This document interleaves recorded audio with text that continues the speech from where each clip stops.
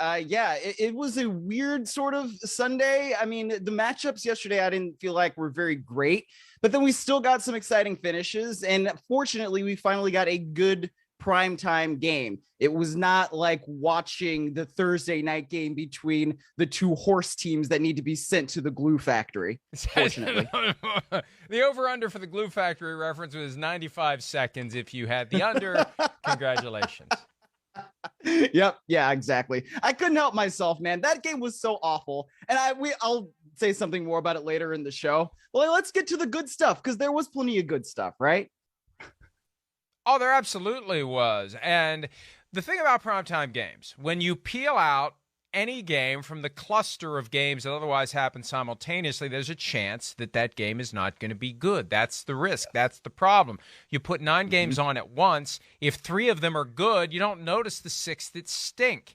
So sometimes one of the ones that stink ends up being the only thing on at any given moment. So there have been some lackluster primetime games last night. Even though it wasn't high scoring, it was exciting, it was back and forth, and it was a very important game because you had a couple of teams in the same division at 2-2, and it's a significant swing, 3-2 versus 2-3. Yes, there's still a long way to go, but the Ravens had lost 5 in a row at home.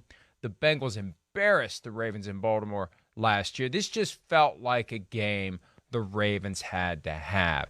And when it's time for me to pick games, I am largely guided by my visceral reaction that is honed by, as much as it ever can be honed, all of my experiences watching football, seeing how games play, my impressions of players, my impressions of coaches. And to me, last night was a John Harbaugh has to win this game. If anything that we've ever come to know about John Harbaugh is remotely true, John Harbaugh and the Ravens have to win this game. They have to reverse the home losing streak. They have to avenge the 41-17 debacle last year against the Cincinnati Bengals that put us on notice that the Bengals were for real. And I don't know who's for real and who's not for real yet this year other than the Buffalo Bills and maybe a couple of other teams, probably the Chiefs tonight. But the Ravens did what they had to do. And they had lost 6 in a row, decided by 3 points or fewer with the game-winning field goal by Justin Tucker, and there was never any doubt. You know, it's funny. When he's getting ready to kick it, and they show it's 43 yards, there was a time, Myles, well before when you were born, where 43 yards was actually kind of a long kick. And I know there was a 40-some-yard kick yesterday by the Cardinals that looked like he was actually trying to miss it as far as he could to one side. But it's, you know, as much as I'm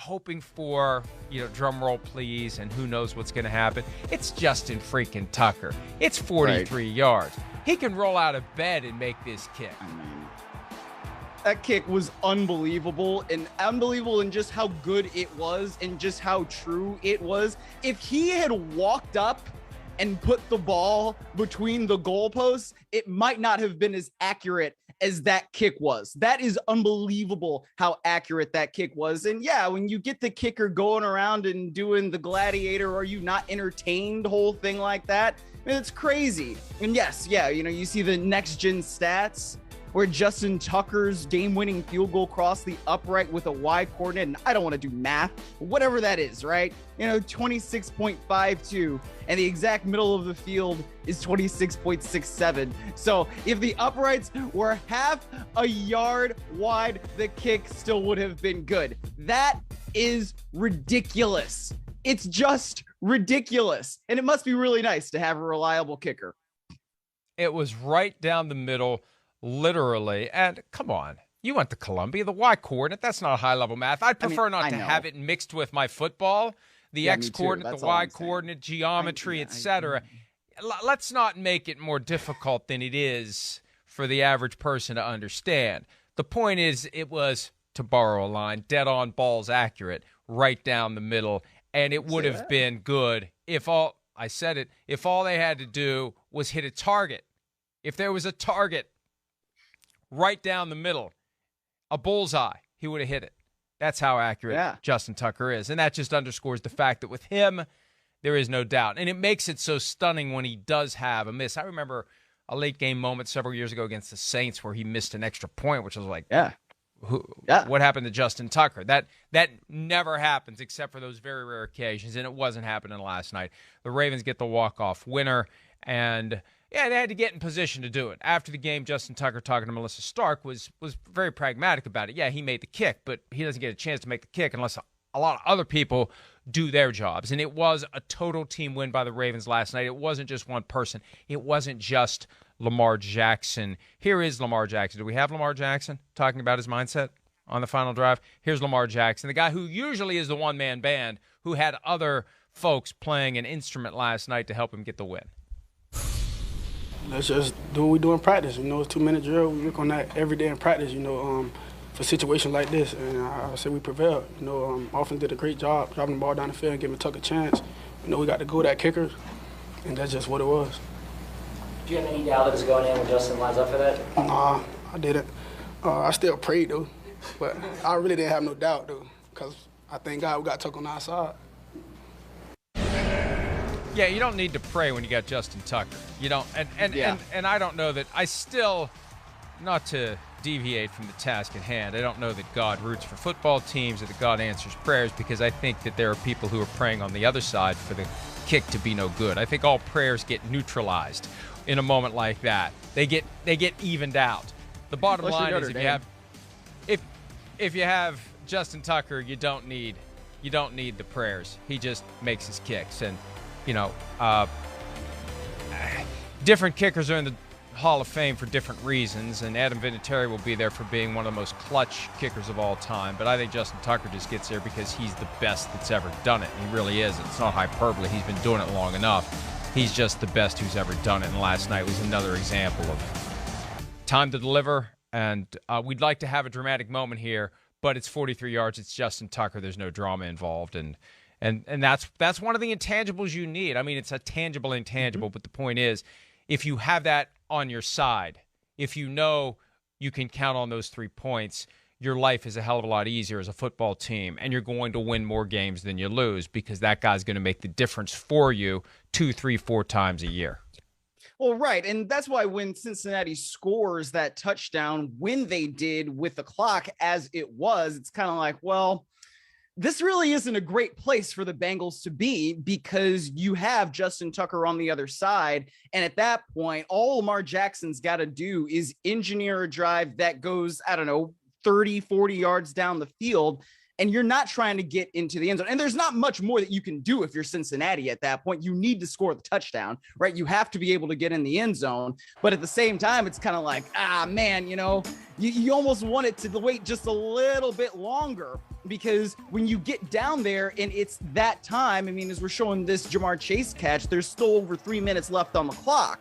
Right, you get down to the 1 yard line here, and there's still over 2 minutes left on the clock. So when the Cincinnati Bengals are signaling touchdown, it's kind of like, well, you want that score, you need that score, and there's no guarantee that you're going to be able to get into the end zone if you don't get it there. But you also are thinking, man, you don't want to score too soon, because all it does is it gives the Ravens that much more time. And so, yeah, when Burrow gets in on this sort of bush push kind of play, which is that like illegal?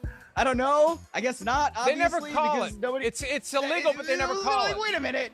They never call it, but it's like, if it's that obvious, shouldn't something happen there? Because usually it's not just somebody, a tight end, coming around and just obviously pushing the quarterback in there. It's usually like, oh, it's an offensive lineman and they come in and then they push the pile at the end or whatever. Like that one was kind of weird, where it's just, yes, if this is the design scheme, we're going to have the tight end literally come and shove the quarterback into the end zone as much as we possibly can.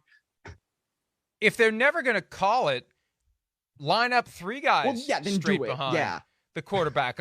Let's take full advantage of the Newtonian physics and just jam the quarterback through like a hammer hitting a nail. If they're never going to call pushing the runner, assisting the runner, and I'm fairly certain there is a rule against it, but it never gets called. And that's one of the problems I have with any, not just the NFL, any sport, anything in life. If you have a rule that you don't use, then why do you have the rule if you're never going to use it? 2 points. One, It is difficult when, and I think that this is a byproduct of people who play Madden, because in Madden, when you know that the clock is a factor and you're trying to score and leave the other person with less time, it's kind of easier to engineer a slow path to the end zone. In real football, you can't just say, well, we're going to go extra slowly. We're going to milk the clock here. It's not cat and mouse. It's not, well, I want 4 yards, I'll get 4 yards, and then I'll get 4, and then I'll get 4, and I'll do it in very methodical fashion. No, you can't count on getting those 4 yards. The drive can peter out if all of a sudden you get cute and you try to move too slowly down the field. You got to take the yardage when it's available. So that's the problem. And there's no way to criticize a team for getting into the end zone too quickly in a situation like that. Because if you try to slow it down, you may slow it down completely and you may not score. Hi, I'm Mike Tirico, and thanks for watching. Make sure to hit subscribe for the latest news and highlights from NBC Sports.